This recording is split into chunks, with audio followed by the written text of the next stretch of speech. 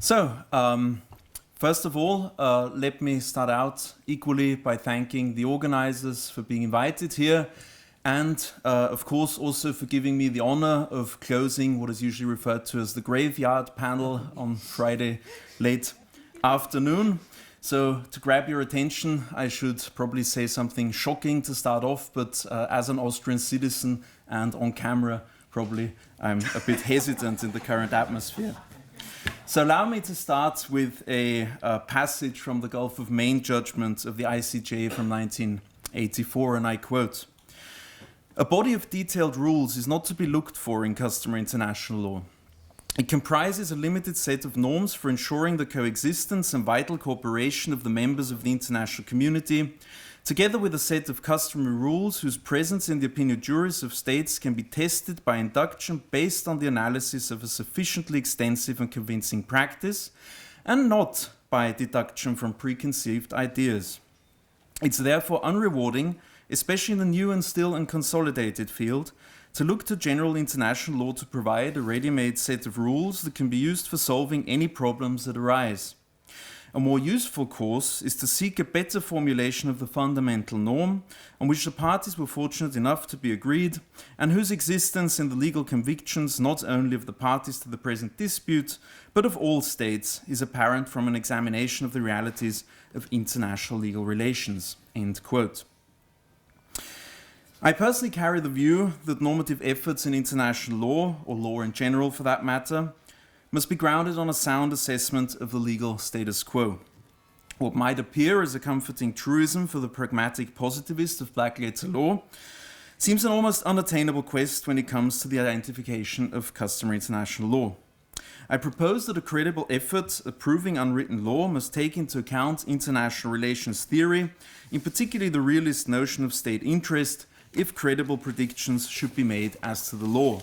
And I have laid out this view in my recent textbook, which I will briefly show as a means of hidden advertisement.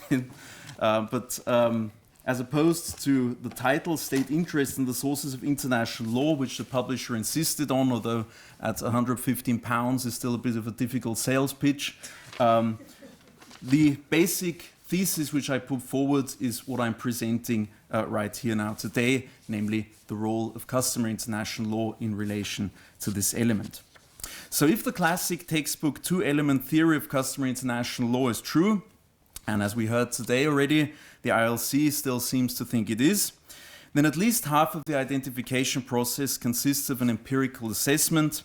It requires to look at, to follow the title of Louis Henkin's seminal work, How Nations Behave. Under the classical view of realism, states act according to a set of inherent interests, which I suggest as a compass in the search for rules of customary international law. I will begin first by providing a simplified theory of custom, before, secondly, discussing the idea of state interest as such, and thirdly, consolidating the two in relation to custom formation, concluding with a brief outlook. So, starting off with my understanding of customary international law's empiricism. While alternative theories of custom may present academically rewarding mental exercises, they are, in my view, redundant. If one accepts the catalogue of manifestations of international law, provided by the handy toolbox of Article 38 of the ICJ statute as an expression of universal state consensus, an interpretation of customary international law requiring party consent or any other additional element runs counter to the general principle of law, ut res magis valeat quam per eat. While the quasi-consensual opinion juris pervades the identification of custom, this source of law cannot simply be equated to a tacit or oral contractual relationship. Rather, identification of custom requires surveying facts. Effectivity and reciprocity, the catalyzers of law formation, are the vertical and horizontal angles for the positivist's theodolite. Reciprocity has been found to serve as a motivation for state action, as a starting mechanism that helps to initiate social interaction. Of course, there might also exist areas of law in which compliance is not necessarily rewarded by reciprocal behavior, but it seems that customary international law will at least likely reflect an equilibrium of interests. In my view, the two-element theory of customary international law can provide a simple solution aside alternative theories. As a manifestation of international law that does not directly spring from the will of or consent of states, it reflects their perpetual international relations. States do not voluntarily form a will at the international level, but consciously or unconsciously influence its creation through their actions. It may seem difficult to assess the conduct and associated views of around 200 legal entities of complex structure and different levels of transparency, and some subject areas may simply produce less state practice or opinion juris than others. But this should not lead to result-oriented assessment of what is essentially an empirical exercise. Sometimes there might just not be enough, or even too much, contrary state practice. All the governmental statements in the world will not make it customary international law. And I turn to my second part. What is state interest? What determines state actions? Again, referring back to Louis Henkin, as he convincingly laid out in his seminal work, How Nations Behave, states act according to carefully calculated interests and dependent upon the consequences of their conformity to or violation of international law. This approach is generally quite similar to the economic theory of negligence and thus not unknown in other areas of law. The term interest derives from the Latin interesse, which carries the meaning to differ or to make a difference. So interest is something basically that makes a difference to someone, or if speaking of a juridical entity, something.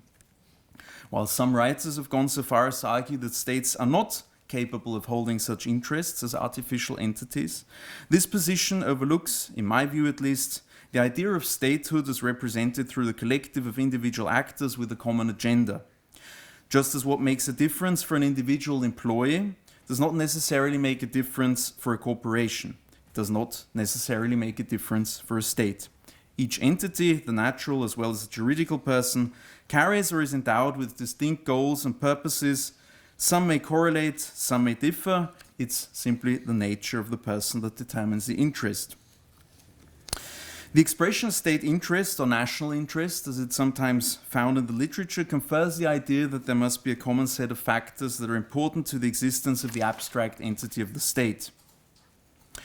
What are these supposed interests? For the classic realist, states are driven by two principal considerations. First, national security, comprising the protection of statehood, territorial integrity, as well as sovereignty. And second, a functioning economy. Each student of international law knows that the primary subjects of international law consist of a permanent population, a defined territory, and a government. Recalling this definition, these two traditional interests are inextricably linked to the survival of the state. Without territory, without governmental control, it cannot formally exist. Undoubtedly, Austria, China, or Israel each have a different understanding of statehood, territorial integrity, and national security. For sure, they rely on different models to accumulate economic wealth. Each has a particular conception of its standing in the international community.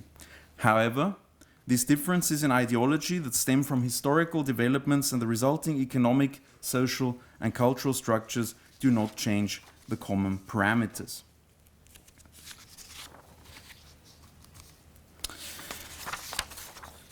Aside from this, subsidiary interests, and possibly we'll have time in the Q&A to delve into various criticisms of my model that I will then happily rebut.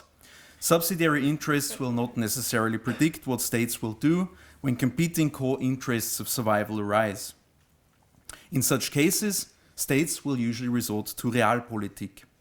They will generally not compromise on their interests out of altruistic motives, in this case vis-à-vis other states, or out of concern for public opinion, and the examples just from the recent couple of weeks, months, or in the last year are multiple. I turn to my third point. How does custom formation, how does my understanding of custom as empiricism relate to this element of state interest? As it is mostly states that create international law, state interests are also determinative to this process. The idea of law formation is governed by the interplay of these interests is also not particularly new. Carl Schmitt, a Dewey-Wardian approach for German people, so to speak, already argued that public international law in the 19th century rested less on ideas of sovereignty but rather on a selection of specific state interests. Today, Martin Dixon begins his introductory textbook on international law by finding that, and I quote, "It's true of all legal systems, the vital interests of its subjects may prevail over the dictates of law," end quote. While the literature may concede the primacy of state interests, attention should be given to the interplay of this truism and the formation of the sources of international law. It's obvious the parties bring their interests to the table when negotiating a treaty. It's less obvious, however, what the above findings may imply when, for example, moral concepts are sought in customary international law, and we've heard in the previous presentations and in the previous panel also already the inconsistencies between classic theories and attempts of reconciliating human rights norms manifested through custom and the methodology used to get there. The dynamic character of customary international law formation goes hand in hand with the day-to-day affairs of international relations. This makes it just as unpredictable. However, I would say that this is not a reason to be disconcerted. As we heard already, where I concur with Jean d'Aspremont in his presentation this morning, the temporal elements easily collapse a closer look. It's not necessary to find out when customary international law has formed, and it may be illustrated in the identification process following the famous experiment by Austrian physicist Erwin Schrödinger.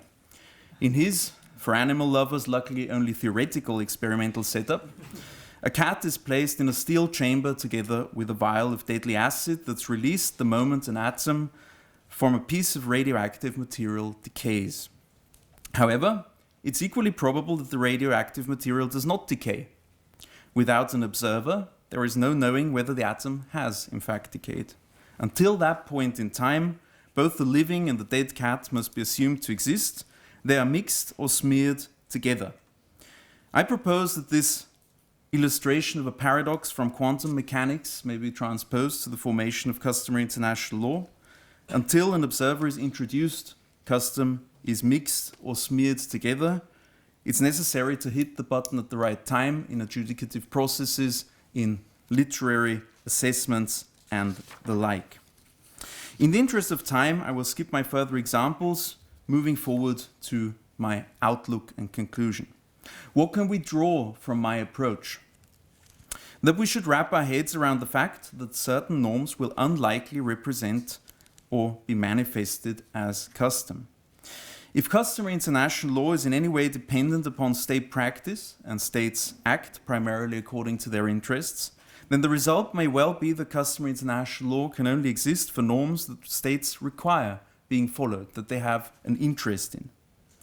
There is still a certain impetus of morality that may determine action. Let's, for example, list cases of mass extermination of the civilian population or restraints on warfare. But this altruistic impulse seems by itself, as a general matter, too weak to spur any form of meaningful intervention, as many examples show, which is of course worrying in light of the statement this morning by Judge Pangalangan that making human rights into treaty obligations makes them less binding.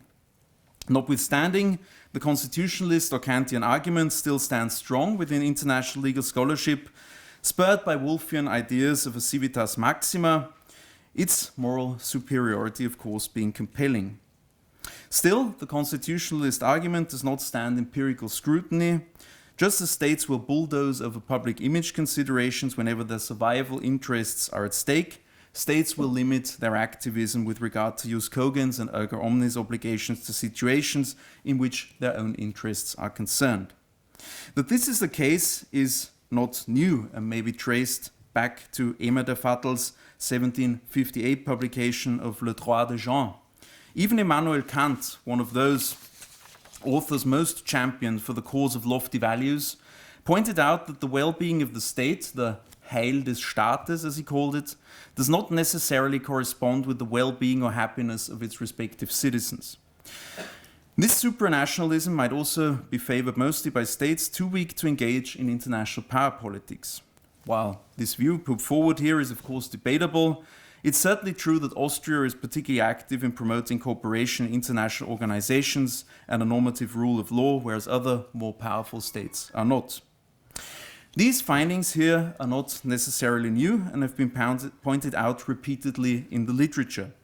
Jean d'Aspremont found, for example, that even liberals and constitutionalists agree that states first strive to promote their own interests and that they naturally act to maximize the interest of their constituency, given their perception of the interests of other states and the distribution of state power. Martti Koskiniemi has called reference to this fact a truism present since Vatel. In the competition of first-order reasons, to borrow Joseph Raz's terminology and to conclude my presentation, interests related to the survival of the state will naturally prevail. In the absence of an exclusionary rule, a state will balance these interests in accordance with their respective strength or weight. A ready example is the primacy that states accord to national security considerations over basic citizens' rights in the face of terrorism, for example. Altruistic obligations, in particular, do not seem likely candidates for custom. Thank you for your attention, and I look forward to the discussion.